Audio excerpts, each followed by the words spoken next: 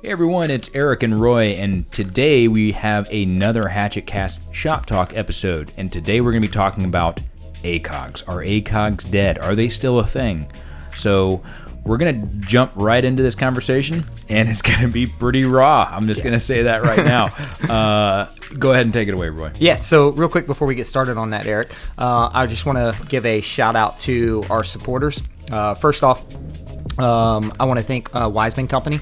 Wiseman Company's been a great supporter of us. If you are looking to pick up any cool nylon gear, we run a lot of their slings, a lot of hot pockets. Tons of stuff from them over there. They're always coming out with great stuff. Jump over to wisemancompany.com, pick up something, support them. It's supporting us at the same time. We also have where we train at, JTAC Ranch. Come out and train with us. Check out jtacranch.com. Schedule a class. Come and see us if you're ever in the Florida area. Okay.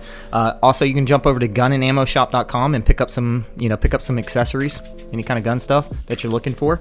And then last but not least, we just released a hat. Oh, okay. Yeah. So we got a nice little what brand is it again? I forgot. It's the 47 brand. Yeah, 47 brand. So if you like that old school baseball cap style that you can get the nice bend in the brim, all that, it's sexy. Yeah. It definitely looks good. I'm looking at Eric right now with it on. So it just a good hat. Everybody who wears hats all the time, know. When you find a good hat, it is. You'll never see me without a hat because I'm getting to that age where I'm starting to go bald. Where you're looking more beautiful every day, I'm looking more beautiful every day.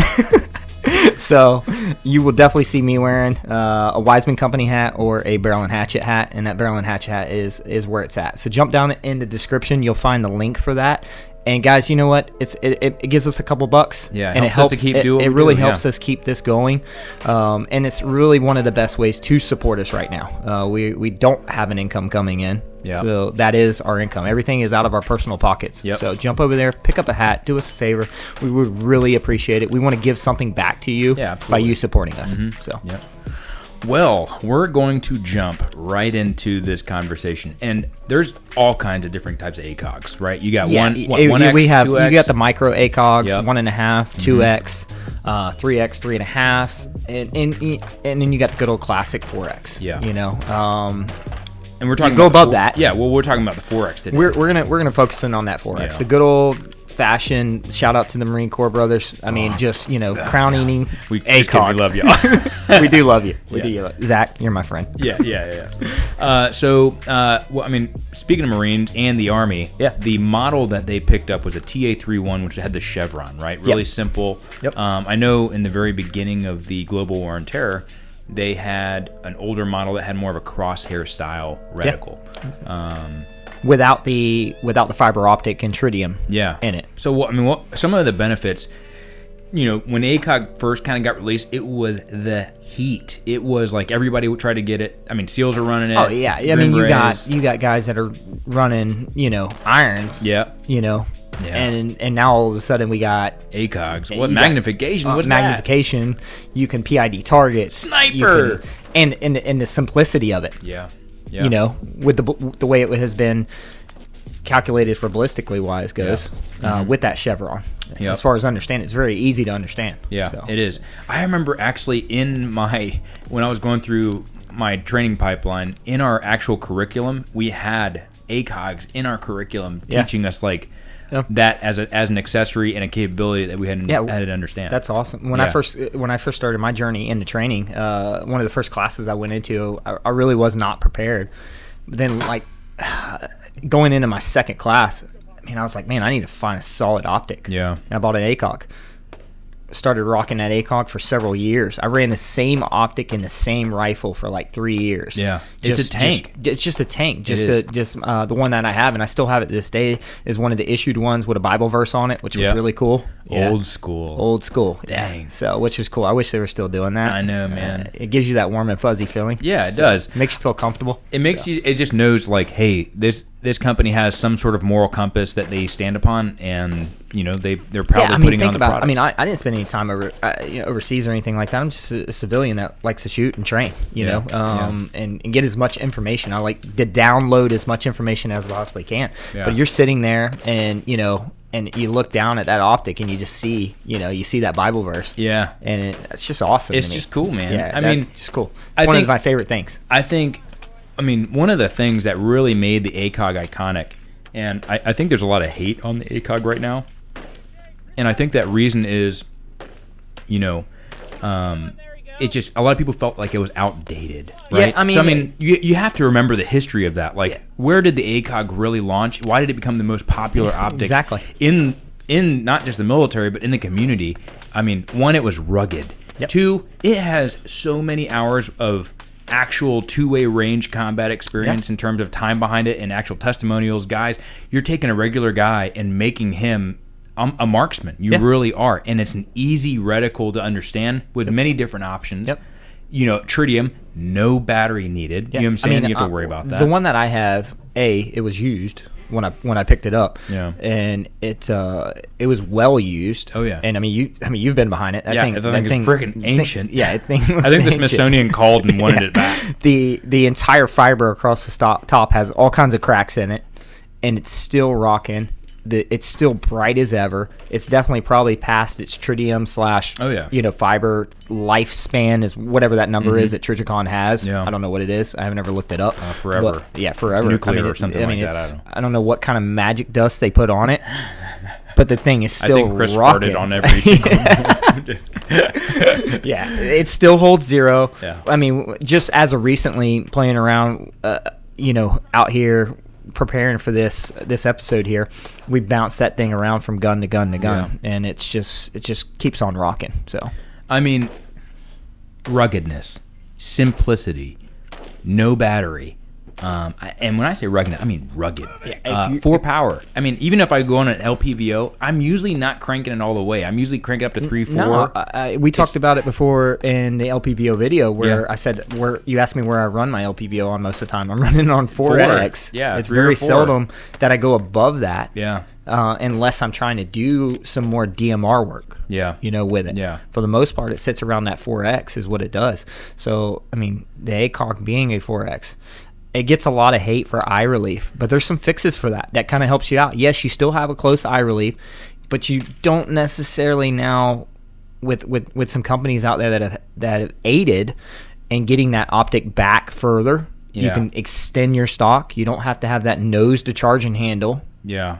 Sight picture anymore. No, I mean, you don't anymore, and that's probably why there's so much hate on the ACOG right now, is the eye relief is atrocious. Yeah, everyone. It's atrocious. Anything I ever hear, anyone that comes into the shop and they're like, if they hate on the ACOG, the only thing that they could say is the eye relief. Eye relief. I mean, honestly, that's I would say 95% of the people that I talk to that hate on it. I will say though, there is a secret hate of that is not being used by SOF anymore, really. Yeah, and so it's just like an infantry optic. And I think, one of let's those just be honest, that's probably where some of the hate's coming in. Definitely. I want to use an LPVO because that's what SOF. Guys, at the end of the day, it's capability that you're trying to achieve, right? Not what team or what cheer team is using the optic. You know what I'm saying? Like, if you're picking your kit, your setup, just based off of what other people are running. Yeah. Just yes, you know what? Those dudes have done some stuff. They do, and they've got the time behind and they the got gun the time behind it. So yes, you can look at that and say, well, their stuff works. It's got to work for me. Yeah. Well, not necessarily. Yeah. I mean, just because you can't just choose everything off of it. I'm going to come out and say it right now. My favorite optic setup is still a 4X ACOG on an ADM QD mount with a cram and a dot on top. ADM being American Defense Manufacturing. Check them out if you haven't heard of them already. Their QD mount is very solid. Not that I really take it off on an awful lot. Well, we'd probably do a little more because we do bounce we're constantly optics. rotating guns out. I mean, we do rotate guns out. But even still, if I was going to leave that thing fixed to a gun, I would still go with that. It gets rid of the big knobs, things you're raking your hands across. The knobs are... But they work. They work, right? No, just fix it. Just fix it, Do something different. You're running what, arms? So you got the issued arms? Yeah, so I've got the arms mount on mine. Mine has more of a reticle style versus the chevron, which I prefer. I definitely prefer that. If I had to choose, but I have the chevron in both of mine. But if I had to choose, and I was going to go buy me a brand new one right now, I would buy the crosshair reticle style. Yeah, and the way that the reticles are set up, no matter whether you have a chevron or a crosshair, it's set up based off of ballistic. So that means if you are shooting a specific, it's made for military grained ammo or military ammo, right? Yep. So understand if you're, hey, it was supposed to be super easy. 3's at 300, 4's at 400, 5's at 500, and that is based off what kind of ammo? Yeah, so so you got 62 grain. Yep, 62 grain. Yeah, 62 grain. Yeah. You had 62 grain with tracers. Yeah. You had the heavier tracer rounds, and then obviously SS 109 or Yep. 855. Right. Now you have A1. Yeah. A1 is cooking a little bit. Yeah. So I mean, I've actually noticed with A1 that you're going to be holding about 1 digit lower. So if I was shooting at 500 yards, I'm holding around 4. I mean, it's a hotter round. Yeah. It really is a hotter I was doing that actually the other day. With one of the newer shooters out here, we were just confirming. Sure. We zeroed and then went over and kind of confirmed on 500, and with A1 was definitely running a little hotter for sure. So at 500, I wasn't necessarily holding on that 5 line. Yeah. I was kind of splitting the difference a little bit. Kind of splitting the difference. Yeah. And A1's cutting some wind too. I will say that it would also depend on barrel length. So on on my longer gun, that is true. I was rocking a the solid 20. 4. Yeah, I had the A4. Yeah. So it was definitely pushing that A1. I'm curious how fast that's going out of a 20-inch. Dude, it's freaking cooking breakfast for it's you. a laser, right? In the morning. It's a laser beam. Now we're getting off topic. Yeah. Anyways, God, yeah, it's so hot. Yeah, I mean, I'm a fan of it for sure, Eric. Yeah. I mean, you've had some opportunity to get behind it. Yeah, I mean, I deployed with it. So yeah, I mean, at the time, I think everybody wanted one. There was one time where everybody wanted one. We kind of switched over to the LCAN, which is kind of an interesting thing. It's like a prism that can switch from 1 to 4, which is a different topic altogether. But you talked about a fix for the eye relief. Yeah. I know that Weapon Outfitters, if you go check them out, they have the cram mount, and they have different riser options. And it works with whatever mount you're using. And it is awesome. Dude, I wish they had made it 15 years It should ago. be, honestly, it should be an issued item. Yeah, it should be. It should be an issued item. Yeah. So it should be something that the military and branches should just If you're going to keep the ACOG, you're going to keep the ACOG on it. Let's get the optic back so guys can extend their stocks. Yep. Can get that nose away from the charging handle. Yep. Yes, you do have a little height over bore difference. So It your ain't ballistics, that bad. your ballistics are going to line up slightly a little bit different because yes, you're going to get the ballistic nerds out there. I'm a ballistic nerd, but We all know, right? yeah, you're gonna get the guys out there like, oh well, you're changing it, so now my 400-yard hold is not going to be 400. Well, you can learn it, man. Just get behind it and shoot Yeah. it. I mean, go out and confirm. Every time we zero, we go out and confirm. Yeah. We go confirm at distance. Get out and shoot it. Go confirm it at the distance. Jot it down. Write it down. Now you know Yeah. where it's at. So I much prefer to have that ability to be more comfortable behind the rifle by being able to extend my stock back. Yeah. And then, having that ability to run a dot on top. To throw. There you go. And that's another question. Yeah. Should I run a dot on top or at a 45? Here's the thing. Yeah. We used to run dots on top, and it got a lot of hate because guys were like, why the heck is this thing so high? And so we were like, it would be better at a 45. I think then guys weren't training when it come to passive shoot. shooting. Yeah, when they were talking about shooting with night vision and stuff like that, guys were not training to passive shoot. Okay, it was all active. Right. You know what I mean? It's all lasers. Yeah. Shooting lasers. Dude, I only shoot lasers, bud. Only shoot lasers. But no. So now with really that shift of moving, with so many good illuminators coming out now, shooting passive through your optic. If you need to hit some illum without going active, you take the BEMI or Kiji. Yeah. That thing is that 3 degree. That thing is amazing. Thing is awesome. That thing is awesome. Awesome. With that, I mean, I've shot passive plenty enough times now behind an RMR sitting on top. Yeah. A red dot sitting on top of it. With ease for the most part, but you got to get that stock extended back. Yeah. And that's the thing that the cram does for you. Yeah. To shoot passive, anybody that's had an opportunity to do it, you got to get the stock back, right? Yeah. So with the cram, now I can transition if I need to my magnified optic. And it's just a matter of learning your holds, your height over bore for close distances. Yeah. That's it. It gives me that opportunity to run that. I've ran offset. Eric, you've ran offset. Yeah. Is there anything wrong with offset? No, guys. There's nothing wrong with offset. I mean, it's fat. It's good for speed. I mean, for me personally, let's just talk about personal opinion here. If I'm running things at a 45, how often am I going to rotate the gun over to a 45-degree angle to make a quick shot? Usually, I'm going to. I mean, I don't know. Maybe I haven't run enough 45. I've run most things on top, and I tell you right now, when I run things on top, I literally treat it like a pistol red dot. So if you've been shooting pistol red dot for a while, you get very used to it. I mean, the Unity risers things, they're making such a big thing on the market right now that it's just an easy thing to transition into if you're using a cram with a dot on top. Yeah, shooting passive, not just with night vision, but also with a gas mask, right? So many people are just running high mounts. Yeah. Because that's what they see. They see it everywhere. Yeah. Okay? I mean, it's like a fad right now. It's a fad. Yeah. Okay? But is there a positive to it? Yeah, there's massive. Heck yeah. Heads up shooting. Super fast. You're not cranking your neck down, jamming your face into the stock, or any of that kind of stuff. So it's very comfortable. Yeah. It's very manageable. The cram mount gets you up, gets the dot on top. Gas mask, passive shooting. It just allows you to do it all in one package. I'm digging it. I love it. I've been running it for a while again. I stopped running it. One of the reasons why I stopped running is just because red dots became so popular. I transitioned from that ACOG to a Comp M4. Another solid optic, right? Another bomb-proof type optic. I mean, it's been proven, right? Yeah. It's been enough time in the sand and everything else that it's definitely proven. So I transitioned over to that, and I think a lot of people did. They started transitioning into the EOTechs and seeing what the soft guys are doing. It's awesome. Dots are great, fantastic, fast shooting. There's not a lot of downside to it. No.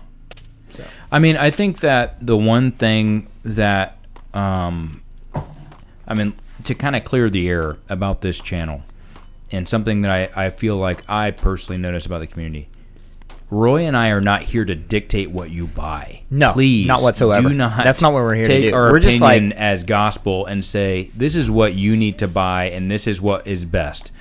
You need to have an understanding of what your equipment is capable of. What are the pros and cons based off of our opinions, and then make your own decision off of it. We love the ACOG with a cram mount and with a dot on top. You might like an LPVO with a dot on top, or off to a 45, or just a reflex optic with a magnifier. The key is understanding what those bring to you, understanding what those options are, and if they fit you best, right? Yeah. So, I mean, whether it's with Hatchet Cast, whether it's with any other channel on YouTube, please do not base your buying decision and what you're going to base your life off of, your hobby, whatever you got going on, off of a decision or an opinion off of the internet. Yep. Take it with a grain of salt. Take it with a grain of salt. Everything that we're sitting here talking about, take it with a grain of salt. If you got the opportunity to get behind some different stuff, that's what you need to do. Exactly. Within your shooting community, within your group of individuals, we talk about that a lot. You're going to find different optics. 100%. You're going to find LPVOs. You're going to find ACOGs. You're going to find dots. Yeah. If you're a newer shooter and you're trying to make that decision, you don't base it off of what we're saying. No. Really don't. I mean, I love the ACOG. I really do. But that doesn't mean I'm telling you to go buy one. The video that we're making right now is to tell you, the ACOG is not dead. It is not. There's accessories out there to support it to make it a very viable option for you, and you can find them used for very affordable. Very affordable. If you are patient when it comes to buying an ACOG, you can pick them up used for sure. Definitely. They're out there. There's guys that have bought them and it's like, oh man, this thing sucks because the eye relief, and I think that's obviously part of it, like we talked about earlier, that kind of killed it. And then LPVOs. Yeah, LPVOs kind of killed it a little bit. Yeah, LPVOs did kill it. The capability of it. I mean, you see now. I mean, this SIG Tango 6 within the Army has Army Marines or something. You got Night Force. You got tons of optics. Vortex. The EOTech Voodoo optics that have been adopted by branches. Yeah. But then also other great choices. I mean, a 1 to 10. I mean, you got the new Voodoo 1 to 10. When that thing comes out, that thing's gonna. I guarantee it's gonna be money. Oh yeah, 100%. Yeah. But here's the thing: is you also start to see people coming back to prisms. You do. Yeah. You do. If you're talking about sustainability, just last and be bomb proof. Yeah. Honestly, at the end of the day, how can you beat the ACOG? I mean, you really can't. It's got the time in combat and a two-way fighting range to really say it's got the most credibility out of almost any optic out there in terms of modern 20th century warfare. It has the most time in combat. It does. Maybe the only one that may be a competitor is the aim point. And the only reason I'm saying that is just because of infantry throughout this war on terror. You know, there has been so much time in combat where guys can say, it worked for me. You know what I'm saying? Like it's got the time, it's got the history behind it. So if you get the opportunity to get behind one, that's what I would suggest. You get the opportunity to get behind any optic, that's what I suggest for sure. But like I said, I definitely still like it. It's still my favorite. My favorite setup is a 14.5 with an ACOG on it. Throw it at ADM, American Defense mount. And we ask this question all the time. If you know, let's talk about hypotheticals here. If things ended tomorrow, the zombies came, world ends tomorrow. Well, not zombies, what do you grab? What are you grabbing? I'm grabbing a 14.5 with an ACOG and a dot on top. Yeah. You know, that's what I'm grabbing. So it kind of gives you a little bit of capability, but I don't know what I'm getting into, and it covers so many different options that I can actually make things happen. Yeah, exactly. If you just heard a big bang, I bumped the mic. Nice. So have fun with that one, Eric. Listen, we're talking caddy cornered at a 45-degree angle in a friggin' shop. Support us, guys. Yeah, buy a hat. We're working in a 10 box right now. We love doing this. Honestly, is it's a passion. dead, Royd? No, the ACOG's not dead. ACOG's not dead. ACOG's not dead. It never did die. No. It never will die. No. It'll be there forever. And if you have an ACOG right now and you don't have a cram mount, pick one up. Pick one up. For sure. Definitely. Roy from Weapon Outfitters, I hope you're hearing us right now. Yeah. Well done. Well done. Yes. Yeah. Different heights. Too, right? Yeah, they offer different heights. There's different heights, different heights is what they do. So there's plenty of videos out there. Ben over at Wiseman did one on it. Yep, he did. Yeah, he explains the different heights, explains what it does. So jump over to his YouTube page. He'll definitely go into more detail than what me and Eric do. He gets into the specs a little bit more than me and Eric just sitting here having a conversation in each other's eyes, awesome opinions staring and at looking each at other's how eyes. bald we're getting. Anyways, guys, thanks again for tuning in for another Shop Talk episode. Is the ACOG dead? Absolutely not. If you want to support us, go and check out our Instagram channel, as well as pick up a hat. Yeah, pick 47 up a hat. They're sweet, dude. They are pretty sweet. Eric's going to be posting some of that stuff on IG there. Yeah. So take a look at them. There'll be a link on IG. There's going to be a link down there in the description, right? Description is where it's going to go. Description for sure. Support us. I mean, defeat. What does everyone say? Like all the cool channels say defeat the algorithm gods? Is that what it is? Yeah, we're not cool enough to say John that Connor called me last night and he was like, hey, bud, Skynet's coming. Anyway. Like, subscribe, hit that little notification button, buy a hat from us. Is it a bell or a button?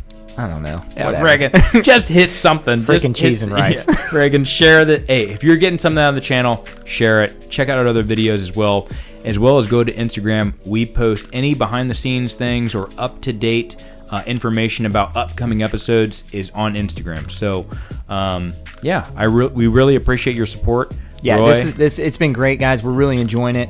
You know, enjoying the support that we're getting, enjoying the love that we're getting. Yep. Get down there in the comments and have a conversation. Hey, if you're not a fan of the ACOG, continue the conversation. Hey, get down in there in the conversation. Tell me why you're not a fan of it. You know, Eric spends hours responding back to this stuff. I don't, but Eric does. Yeah, so maybe I'll jump in there every once in a while. But hey, if you hate the ACOG, jump down there and tell me why you hate the ACOG. Tell us a good reason. Give me a valid reason why you hate the ACOG. Yeah, tell me what it is. So jump down there, have a conversation, carry it on. There's definitely somebody down there that needs this information and is willing to listen to you. Yeah. Also at the same time. 100%. So, anyways, guys, thanks again for checking out another Shop Talk episode with Hatchet Cast, and we'll see you on the next one.